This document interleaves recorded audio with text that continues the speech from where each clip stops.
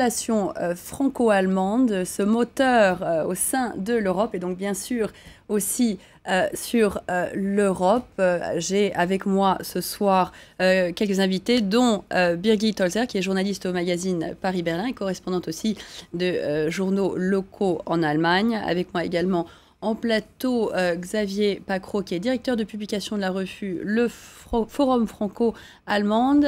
Ici en plateau également Christian Stoffaes, qui est président du Conseil d'analyse économique franco-allemand. Et on retrouve en duplex de Berlin Barbara Kunz, qui est chargée de projet à l'Institut de Berlin-Brandebourg pour la coopération franco-allemande en Europe. Donc on a parlé de ces relations dans la première partie de notre débat. On va regarder un petit peu de plus près l'austérité qui est finalement au cœur du débat, du différend entre Berlin et Paris ces derniers temps. Certains parlent d'un tournant pour l'Europe. Je vous propose d'écouter le ministre des Finances français, mais tout d'abord le nouveau Premier ministre italien.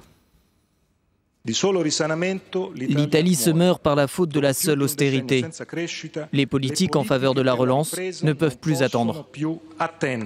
La France, c'est vrai, est un pays qui pense qu'aujourd'hui, elle n'a pas besoin de l'austérité. Mais c'est un pays sérieux, qui mène une politique crédible. Et nous n'y renoncerons pas. Et ça, c'est un engagement que je prends ici à Berlin et qui sera, je vous l'assure, tenu. Christian Stoffaes, on a entendu Pierre Moscovici ces derniers jours faire remarquer que ce délai de 2 ans qui avait été accordé par la Commission européenne à la France pour se désendetter, pour réduire son déficit public, marquait pour lui la fin du dogme de l'austérité. Est-ce que vous pensez qu'on peut y voir un espèce de tournant pour l'Europe? C'est un compromis. Bon, l'Allemagne tient à la rigueur monétaire et budgétaire, ça lui a bien réussi. Regardons les chiffres, ça lui a bien réussi. Mais vivre ensemble, ça consiste à faire des compromis. L'Allemagne a déjà fait un compromis en laissant la bride sur le coup à la BCE pour augmenter les disponibilités monétaires. Je rappelle qu'il y a des démissions allemandes importantes qui ont suivi les décisions de Mario Draghi. Mario Draghi, il n'a pas fait ça sans aller consulter la chancelière. Donc on commence à lâcher du lest. Pourquoi? Parce que c'est une question de confiance. Les Allemands, ils n'ont pas envie de mettre leur argent dans le tonneau des Danaïdes. Bon, c'est-à-dire que si les pays impécunieux continuent à dépenser de l'argent et à jeter de l'argent par les fenêtres, évidemment, il ne faut pas s'attendre à ce que ça dure longtemps. Donc c'est une question de confiance. Le jour où les Allemands seront conscients que les pays impécunieux font des efforts, et l'Europe du Sud en a fait, l'Espagne en fait, l'Italie en fait beaucoup, la Grèce en fait beaucoup, la France commence à en faire, là, les compromis deviendront possibles. C'est ça qu'on est en train de vivre. Et effectivement, la rencontre entre les deux ministres des Finances hier à Berlin, dans le Conseil économique et financier franco-allemand, c'est un signe de compromis. Pierre Moscovici a bien compris qu'il fallait donner confiance aux Allemands. Et c'est ce qu'il a dit à Berlin. Il a donné confiance. Effectivement, Birgit Holzer, on se rend compte que pour la chancelière allemande, qui a fait des pas vers les demandes des autres pays de l'Europe contre l'austérité absolument rigide qu'elle prenait au départ. On a vu ces pas ces derniers mois. Pourtant, elle est face à son électorat dans quelques mois. Elle ne peut pas aller plus loin. Justement, je pense que voilà, elle est entre les deux. Et même si en Allemagne, le débat se tourne moins autour de la France, mais plutôt autour de la Grèce, est-ce que nous, on doit payer pour les Grecs? Évidemment, c'est un débat autour de la justice aussi chez nous, ou chez nous en Allemagne, parce qu'on a eu des réformes assez dures pour une partie de la population. On a la retraite à 67 ans. Et on comprend mal pourquoi en France c'est tellement difficile déjà d'avoir une retraite à 62 ans. Donc on se compare aussi et on veut que cette chancelière préserve d'une certaine façon l'argent des Allemands. On peut ça critiquer, on peut dire que c'est égoïste, mais en même temps on a payé aussi pour la réunification et maintenant, on ne veut pas être ceux qui payent toujours, même si c'est un débat pas très sain. Donc voici la chancelière allemande face à un électorat qui est absolument clair sur le fait qu'il ne faut pas lâcher plus qu'elle ne l'a fait jusque-là. Il ne faut pas que les Allemands soient obligés de payer pour les autres. Et pourtant, les autres ont besoin de pas supplémentaires. On demande à l'Allemagne de changer de cap. On voudrait justement miser plus, on l'a entendu à l'instant, sur la croissance que sur l'austérité. Oui, c'est ce que demande la France, très clairement. Et ces 2 ans accordés par l'Union européenne vont constituer une sorte de ballon d'oxygène pour la France. Simplement, les Allemands craignent une chose, c'est que la France, d'autres pays d'ailleurs, prennent ces délais pour une sorte de relâchement des réformes structurelles qui sont à engager. Et c'est un peu cette crainte qui est sous-jacente en Allemagne. Par ailleurs, on observe bien que la chancelière bénéficie de son intransigeance auprès de l'opinion publique allemande. Ça lui est favorable. Et elle est perçue comme une responsable politique, rigoureuse, sérieuse, et dans la perspective des prochaines élections, cela est nécessaire. Donc il faut aussi prendre peut-être en mesure le fait qu'en cas d'élection, enfin au cas où le SPD viendrait à remporter les élections et donc à accéder à la chancellerie, cela ne bouleverserait pas complètement, et loin de là, la politique économique et monétaire allemande. Peut-être qu'il y aurait un petit peu d'inflexion, au moins dans le langage, mais sur le fond, il n'y aurait pas des changements dirimants en tout cas. En imaginant donc que la politique reste la même et le chemin le même, Christian Stophaez, on peut imaginer que la diabolisation qu'on a vue d'Angela Merkel dans le reste de l'Europe, notamment dans le sud de l'Europe, continuera. Oui, mais il y a une diabolisation dans les partis, dans l'opinion publique, parce que ça fait partie du théâtre démocratique, mais les gouvernements, les structures sont favorables et restent alliés de l'euro. Vous savez, l'obsession allemande, c'est l'aléa moral. C'est-à-dire, l'aléa moral, c'est quoi? C'est que quand vous êtes assuré contre tous les risques, vous faites n'importe quoi. Bon, je rappelle qu'avant l'euro, il y avait la dévaluation. C'est-à-dire que quand un pays était mal géré, la sanction, c'est que sa monnaie était dévaluée. Avec l'euro, il n'y a plus de dévaluation. Donc les populations se sentent, les pays impécunieux se sentent garantis. Et ça, les Allemands ne supportent pas. C'est ça qui s'est passé. Si les Grecs ont fait n'importe quoi, c'est qu'ils avaient la police d'assurance de l'euro. Donc il faut trouver autre chose. Ceci dit, Angela Merkel, elle s'est finalement très bien débrouillée ces dernières années. C'est quand même, d'une certaine manière, la grande personnalité politique de ce début du XXIe siècle. Hein. Le couple Schröder-Merkel a vraiment, même s'ils ont des bords politiques différents, mis l'Allemagne sur des bons rails. Et je crois que la suite de l'opération, c'est pour Angela Merkel est destinée à être la première présidente des États-Unis d'Europe. Pour Barbara Birgit Holzer, en regardant donc l'avenir, on voit très clairement, c'est pas seulement en Allemagne que l'austérité finalement est en faveur. On en parle bien sûr, les Pays-Bas, la Finlande, d'autres pays européens restent très fermement sur les rails de l'austérité. On peut imaginer une division de plus en plus grande entre les pays du Nord et les pays du Sud, catégories dans lesquelles on rangerait en fait aujourd'hui la France.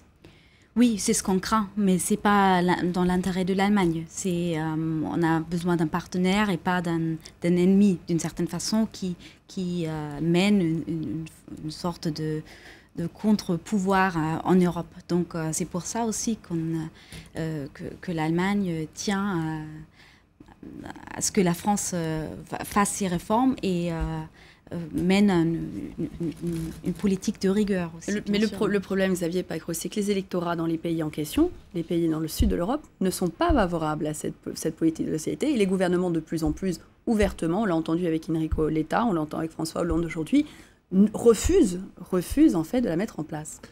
Alors, ce refus reste mesuré. Il y a une dimension politique dans l'annonce d'un refus. Les propos sont quand même tempérés. Ils ne sont pas de nature à heurter frontalement les préceptes européens en la matière et aussi les préceptes défendus par l'Allemagne. Donc il y a bien une dimension politique, il faut répondre aux attentes de l'électorat. C'est évident qu'aujourd'hui, si l'on parlait de politique de rigueur en France, cela serait encore plus défavorable au gouvernement. Donc c'est aussi une question de mots auquel il faut attacher un sens et une portée. Et pour cette raison, les responsables politiques ne préfèrent pas employer ce terme de politique de rigueur, ça indéniablement. Donc voilà, on est dans une situation particulièrement difficile. Un certain nombre de pays voudraient une relance par la dépense publique, ce qui n'est pas forcément l'idée prédominante de l'Allemagne. Je pense qu'en effet, comme il était dit tout à l'heure, on va arriver à une situation de compromis, c'est ce qui est en train de se dessiner, l'Allemagne ne pouvant pas imposer à tous uniquement sa vision. Et ce qui est aujourd'hui peut-être difficile, c'est que l'Allemagne assure seule, en quelque sorte, le leadership dans le cadre de la crise de l'euro. Et alors que d'habitude, face aux crises que traversait l'Union européenne, c'était le couple franco-allemand qui assurait ce leadership. Et il est difficile, pour des raisons aussi bien historiques que politiques, à l'Allemagne d'assurer seule ce leadership. Et elle ne le souhaite pas particulièrement. Elle en a la responsabilité de fait. Et elle essaye de faire en fonction de ce qu'elle est, de sa culture économique, ce qui n'est pas nécessairement bien perçu, ni dans le Sud, ni en France aujourd'hui, on le voit. Oui, on lui reproche finalement, Christian Stophaez, de prendre la tête de ces problèmes, d'imposer sa vision des choses au reste de l'Europe, mais le fait est qu'il n'y a que l'Allemagne qui puisse le faire. Oui, mais l'Allemagne ne veut pas assurer ce leadership parce qu'elle a peur des réactions anti-germaniques. Il y a des souvenirs qui sont restés très présents. Et c'est pour ça que l'Allemagne a vraiment besoin de la France. La France est indispensable à l'Allemagne et aux autres États membres de l'Union européenne pour maintenir l'euro. Le débat actuel en France, vous savez, il n'est pas neuf. Rappelez-vous Raymond Barre. Personne ne se souvient de Raymond Barre. Il a fait le plan de rigueur en 1976. Le franc allait très mal, d'évaluation, et il l'a fait au nom du système monétaire européen. Rappelez-vous du tournant de François Mitterrand en 1983. Il a retourné la politique socialiste, le programme commun de l'Union de la gauche. Il n'a pas dit qu'il s'était converti au libéralisme. Il a dit simplement « je suis pour l'Europe ». Bon. Après, nous avons eu Pierre Bérégovoy, la parité franc-marque, qui a été l'antécédent de l'euro. Donc le débat que nous avons en France, austérité, réforme, prix à payer pour l'Union monétaire européenne, il n'est pas neuf. Ça fait 30 ans que nous l'avons. Alors il a aujourd'hui des formes nouvelles. Et rappelez-vous comment ça s'est terminé précédemment. Ça s'est terminé par des compromis. Et l'Allemagne, à mon avis, commence à se sentir rassurée sur le fait que les pays du Sud deviennent enfin sérieux. Regardez ce qui s'est passé. Tous ces pays-là sont passés au FMI avec des mesures souvent très dures, très rigoureuses. Donc l'Allemagne, à mon avis, reprend confiance. Et donc, comme elle reprend confiance, elle est prête à relâcher un peu la rigueur monétaire et budgétaire. Encore une fois, le problème allemand, c'est d'éviter le tonneau des Danaïdes et l'aléa moral. Une attitude philosophique très allemande. Le problème sera sans doute, Xavier Pacrot, la capacité de François Hollande à jouer ce rôle, pour retrouver la force qu'il faut par rapport à l'Allemagne au sein de l'Europe, pour redevenir une partie de ce partenariat qui était le moteur de l'Europe. En effet, la France doit tenir toute sa place. Mais pour tenir toute sa place, elle doit retrouver un niveau économique satisfaisant, disons, s'inscrire dans une courbe vertueuse.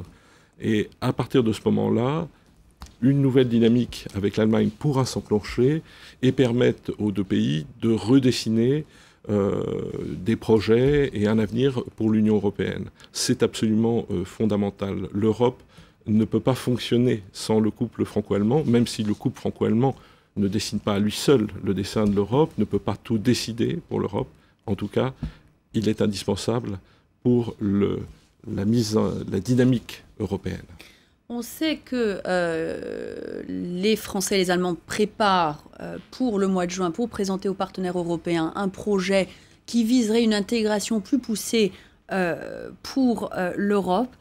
Birgit Holzer, on parlait de l'électorat allemand, de l'opinion allemande, de tout ce qu'elle a vécu ces derniers temps, de ce qu'elle a vu sa chancelière souffrir un petit peu partout en Europe, des mots très durs de la part des uns et des autres au sujet de son austérité. Est-ce qu'on peut imaginer que l'opinion allemande puisse vouloir aujourd'hui une intégration toujours plus grande ?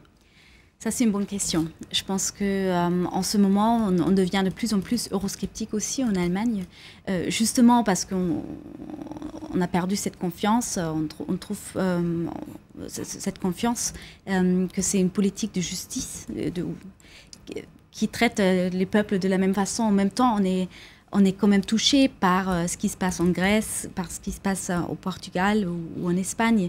Mais je pense que cette question de confiance, c'est la clé aussi pour la politique européenne. Et